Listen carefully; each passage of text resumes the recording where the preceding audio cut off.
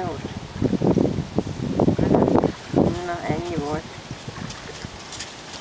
Ezért érdemes volt odáig elvinni. Odáig vinni. Megy egy következő adagja.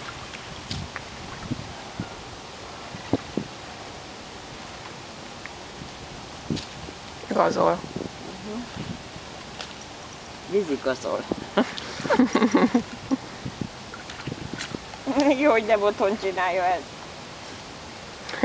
Gazolná a virágaiba, vagy adnák neki. Legszívesebben én is így bemennék, ugye belemegyek oda a vízbe. Csak nem szárad meg, és akkor vizesen, hogy bújok ebbe vissza. Én meg szárad, maradunk itt addig.